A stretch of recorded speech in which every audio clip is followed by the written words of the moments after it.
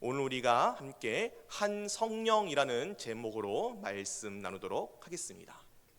지난 시간 우리는 성령이 예수 그리스도께서 2000년 전 이루신 구속을 우리에게 적용시켜 주시는 분이신 것을 함께 나누었습니다. 성령이 우리에게 이 구속을 적용시키는 이유는 간단합니다. 우리가 전적으로 무능한 자들이기 때문입니다.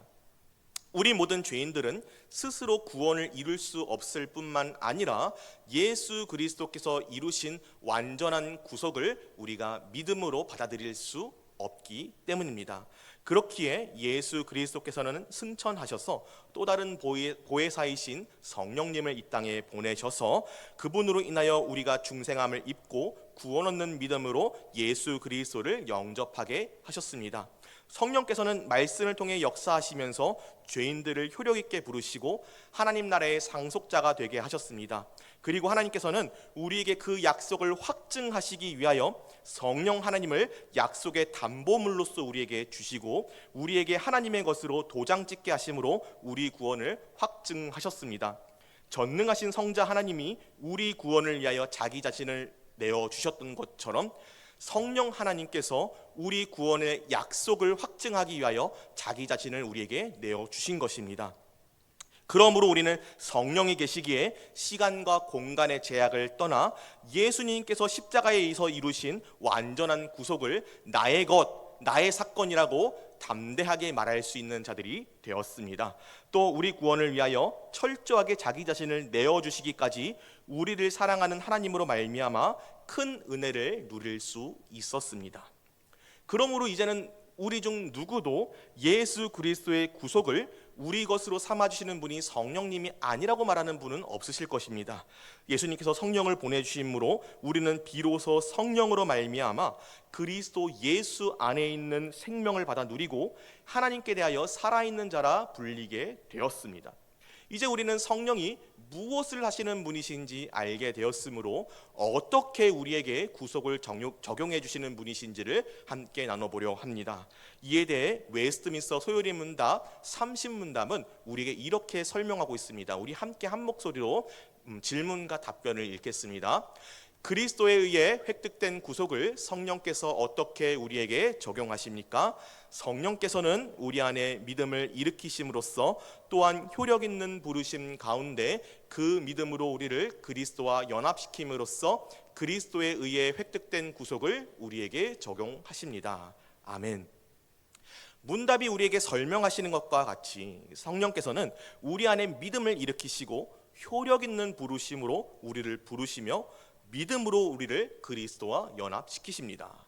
그리고 우리는 그리스도와 연합한 가운데 그 구속을 우리의 것으로 받아 누리는 것입니다. 그러므로 우리가 그리스도의 구속을 우리 것으로 받아 누리는 적용의 핵심은 우리가 예수 그리스도와 연합함입니다. 그리스도와 연합 없이 구속의 적용 또한 없다는 말이 되는 것입니다. 그럼 여기서 우리는 한 가지 의문점이 생기게 됩니다. 교회를 다니면서 항상 우리가 예수 그리스도와 연합했다라는 말을 들었으니까 분명히 우리가 예수 그리스도와 연합한 자인 건 알겠는데 그러면 도대체 이 연합은 무엇인가 하는 의문이 바로 그것입니다.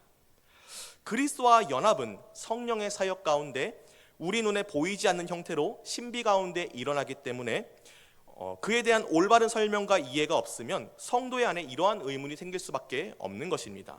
그리고 바른 이해의 부재는 심각한 오해를 낳고 교회를 힘들게 하는 장애가 되고는 합니다. 고린도 교회 역시 마찬가지였습니다. 사도 바울은 오해 가운데 있는 고린도 교회 사람들에게 고린도전서 12장 13절 말씀으로 그리스도와 연합함에 대해서 설명하고 있습니다. 제가 읽어보겠습니다. 우리가 유대인이나 헬란이나 종이나 자유인이나 다 한 성령으로 세례를 받아 한 몸이 되었고 또 다 한 성령을 마시게 하셨느니라. 아멘. 우리는 이 말씀을 세 개의 부분으로 나누어 볼 수 있을 것 같습니다. 첫 번째 보여주십시오. 유대인이나 헬라인이나 종이나 자유인이나 다. 또 두 번째 한 성령으로 세례를 받아 한 몸이 되었고 세 번째 한 성령을 마시게 하셨느니라. 아멘. 유대인이나 헬란이나 종이나 자유인이나 다라는 말은 죄인이 성도로 부름을 받고 그리스도와 연합하는 은혜가 혈통도 아니요 신분의 귀천도 아니요 오직 하나님의 주권 아래 기쁘신 뜻에 의하여 조건 없이 주었다는 것을 의미합니다. 마찬가지로 여기 있는 저와 여러분들 역시 모두가 다 동일한 은혜로 부르심을 받아 예배의 자리로 나아오신 줄 믿습니다.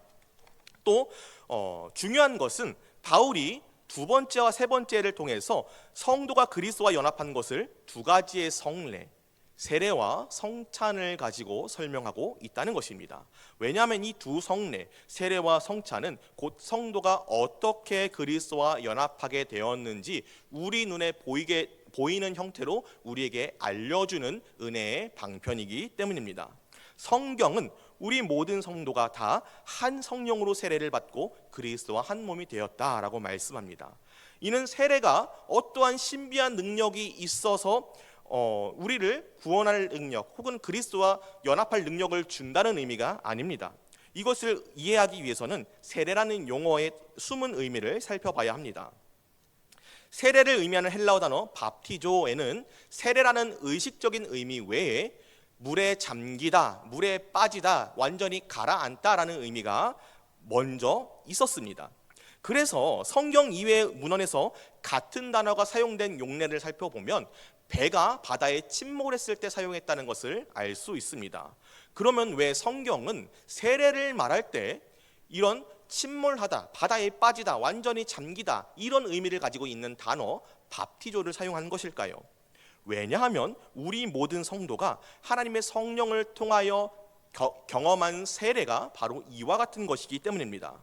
배가 물에 빠져 가라앉게 되면 어떤 상태가 됩니까? 당연히 물 속에 배가 있게 됩니다. 그런데 한편으로는 물에 빠진 배 안에 물이 가득 차 존재하게 됩니다. 마찬가지입니다. 성도가 경험한 성령의 세례 역시도 같은 것입니다. 성도가 한 성령으로 세례를 받았다고 함은 성도가 성령 안에 빠져 있는 것이기 때문입니다. 그리고 당연히 성도의 안에 성령이 밀려 들어와 계십니다. 성도는 그리스도의 영이신 성령 안에 빠져 있고 성도의 안에는 그리스도의 영이신 성령께서 밀려 들어와 거하게 계신다는 것, 성도가 성령 안에 완전히 장악당하여 우리 존재 자체가 성령으로 가득 채워졌다는 것, 이것이 성도가 그리스도 안에, 그리스도가 성도 안에 거하시는 것이요 성도가 그리스도와 연합하여 한 몸이 된다는 것을 말하는 것입니다. 이는 마치 예수님께서 미리 말씀하신 포도나무 비유와도 같습니다. 요한복음 15장 4절로 5절 말씀을 우리 함께 읽어보도록 하겠습니다. 함께 읽겠습니다. 내 안에 거하라, 나도 너희 안에 거하리라. 가지가 포도나무에 붙어 있지 아니하면 스스로 열매를 맺을 수 없음 같이 너희도 내 안에 있지 아니하면 그러하리라. 나는 포도나무요 너희는 가지라. 그가 내 안에 내가 그 안에 거하면 사람이 열매를 많이 맺나니 나를 떠나서는 너희가 아무것도 할 수 없음이라. 아멘. 또 성경은 우리가 한 성령을 마셨다라고 말합니다. 이는 성찬을 통해서도 우리가 그리스도와 연합에 대해서 알 수 있다는 것을 말합니다. 우리가 주 예수께 받아 지키는 성찬은 그리스도의 살과 피인 빵과 포도주를 먹고 마시는 행위입니다. 그러면 예수님은 왜 우리에게 예수님을 기념하는 행위로서 빵과 포도주를 먹게 하셨고 그 빵과 포도주에 예수님의 살과 피의 의미를 새겨주신 것일까요? 사실 이 전통이야말로 한때 교회가 핍박을 당하고 박해를 당하게 하는 명분이 되기도 하였습니다. 교회가 식인을 하는 자들이라고 누명을 쓰게 되었던 것입니다. 특히나 로마인들은 예수님을 가르침을 말 그대로 사람의 살과 피를 마시는 것이라고 누명을 씌우고 박해하였고, 이 소문은 날이 갈수록 와전되어서 더욱더 끔찍한 소문으로 발전하게 되었습니다. 또 19세기 조선에서 천주교 박해가 일어났을 때 성찬의 전통은 역시나 식인의 누명이 되어서 박해의 명분이 되기도 하였습니다. 과연 예수님께서 성찬의 방법이 오해를 부를 것을 알지 못하셨을까요? 그렇지 않습니다. 예수님 이미 알고 계셨고 그것으로 인하여 예수님의 뜻을 따르고 순종하는 것으로 인하여 우리가 박해를 받고 미움을 받고 괴롭힘 당할 것을 이미 알고 계셨습니다. 그러나 그럼에도 예수님께서 성도가 모여서 빵을 떼고 잔을 나누는 기념 방법을 주시고 그것을 가리켜 예수님의 살과 피라 부르신 것은 그것이야말로 우리가 받아 누리는 구원을 설명하기에 충분한, 그것 외에 대체할 수 있는 것이 없었기 때문입니다. 과거 유대인들에게 식사란 음식물의 희생을 통해 나의 생명을 유지하는 현장이었습니다. 음식물은 나의 이에 씹혀 죽고 음식물을 먹은 나는 사는 것을 통해 음식물을 허락하신 하나님께 감사하고 그로 인해 생명 얻음을 경외하는 자리였습니다. 그러므로 유대인들에게 식사는 죽음과 생명이 공존하는 현장이며 그들의 식탁은 가정의 제단이었습니다. 그들이 빵과 고기를 먹는다는 것은 단순히 식사 이상의 의미가 있었던 것입니다. 성전에서 희생을 통해 나의 죄를 용서받고 생명을 얻는 것처럼 식사 역시도 생명을 얻는 희생의 현장이었던 것입니다. 따라서 그런 식사 자리에 먹은 것이 그리스도의 살과 피라는 것은 곧 그리스도가 죽고 그의 피와 살을 먹고 마신 내가 살았음을 나타내는 현장이었던 것입니다. 또 내가 먹은 음식물이 나를 이뤄 나와 한 몸이 되는 것처럼 이제 내가 먹은 그리스도의 살과 피가 나와 한 몸이 된다는 것을 알게 하시는 현장이기도 하였던 것입니다. 그러므로 예수께서도 주의 성찬으로 기념할 것을 제자들에게 명령하시면서 그리스도의 살과 피를 먹고 마신 자는 그리스도 안에, 그리스도가 그의 안에 거하실 것임을 알게 하셨습니다. 요한복음 6장 56절로부터 58절까지의 말씀 역시나 우리 함께 합독하시겠습니다. 함께 읽겠습니다. 내 살을 먹고 내 피를 마시는 자는 내 안에 거하고 나도 그의 안에 거하나니 살아계신 아버지께서 나를 보내심에 내가 아버지로 말미암아 사는 것 같이 나를 먹는 그 사람도 나로 말미암아 살리라. 이것은 하늘에서 내려온 떡이니 조상들이 먹고도 죽은 그것과 같이 아니하여 이 떡을 먹는 자는 영원히 살리라. 아멘. 그러므로 우리가 이 두 성례를 통해서 알 수 있는 것은 이 세례와 성찬이 모두가 다 성도가 그리스도와 연합함을 알게 하는 은혜의 방편이라는 사실입니다.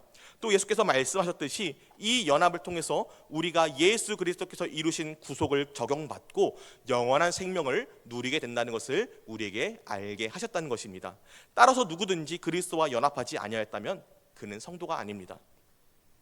하나님 나라의 상속자도 아니요 하나님을 아빠 아버지라고 부를 수 있는 자도 아닙니다. 그에게 영원한 생명 역시 없습니다. 오직 성도가 하나님의 자녀로서 의로운 자라 불릴 수 있는 것은 그가 그리스도 안에, 그리스도가 그의 안에 거하시기 때문입니다. 그래서 성경은 성도를 가리켜 그리스도와 합하여 한 영이 되었다라고 말씀하십니다. 왜냐하면 성도와 그리스도가 연합하게 하시는 이는 오직 성령이시기 때문입니다. 성령은 무한하신 분이십니다. 그리고 예수 그리스도 안에 거하시는 분이십니다. 부활하시고 승천하신 예수께서는 당신의 택하신 백성에게 당신의 성령을 부어주셔서 그가 그리스도와 연합하게 하십니다. 성령은 무한하신 하나님이시므로 그가 계시지 않는 곳은 존재하지 않습니다. 그분은 당신의 무한하심으로 인하여 하늘에 계신 예수와 땅에 있는 성도가 연합하게 하고 또 한 영이 되게 하십니다. 신자는 성령께서 일으키시는 믿음으로 말미암아 그리스도를 붙들고 그와 연합합니다. 성령께서는 말씀을 통하여 신자의 내면에 거주하시며 그에게 믿음을 불러 일으키십니다. 이른바 믿음은 들음에서 난다 함이 바로 이와 같습니다. 신자는 그 안에서 성령님의 도우심으로 인하여 그리스도를 구주로 맞이하고자 하는 열망을 얻고 마음을 부드럽게 하심을 입어 스스로 즐거이 그리스도께로 나아가게 됩니다. 마침내 신자는 이 믿음으로 인하여 그리스도께 나아가고 붙들고 그를 먹고 그를 영접하기에 이르게 되는 것입니다. 그러므로 그리스도께서 신자의 내면에 부으시는 성령과 신자의 내면에서 그리스도를 붙드는 믿음은 그리스도와 연합하게 하는 두 개의 끈이 됩니다. 그러나 믿음은 곧 신자의 내면에서 성령께서 불러 일으키시는 것이기에 진정으로 그리스도와 성도의 연합의 주체는 오직 성령이십니다. 그리스도께서 성령을 통해 죽은 자 안에 들어가셔서 그와 한 몸이 되시고 또 죄인은 성령을 통해 믿음이 새겨져 스스로 그리스도를 영접함으로 연합에 참여하게 되는 것입니다. 이 모든 과정은 논리적 순서에 따라서 분류될 수는 있지만 이 모든 구속의 정욕은 하나님의 단일한 은혜의 사역인 줄 믿습니다. 따라서 성도에게 누군가가 성도님은 언제 중생하셨습니까? 라고 물어보고 언제 거듭나셨습니까? 거듭나신 날짜를 아십니까? 혹은 구원에 어떠한 단계가 있다는 거 아십니까? 성도님의 믿음은 몇 단계이십니까? 라고 물어본다면 그 사람은 잘못된 믿음을 가진 사람이요, 이단성을 가진 사람입니다. 우리는 그러한 사람들의 꾀임에 넘어가지 말고 단호히 거절할 수 있어야 합니다. 또 이 연합은 단순히 어떤 성도 개인과 그리스도와의 연합, 그것으로만 끝나는 것이 아닙니다. 그리스도와 성도가 연합하여 한 몸이 되었듯이 그리스도와 연합한 성도와 성도가 연합하여 한 몸을 이루게 하시기 때문입니다. 성경은 고린도전서 12장 12절을 통하여서 우리가 한 몸이 되었다고 말씀하십니다. 몸은 하나인데 많은 지체가 있고 몸의 지체가 많으나 한 몸인가 같이 그리스도도 그러하니라. 아멘.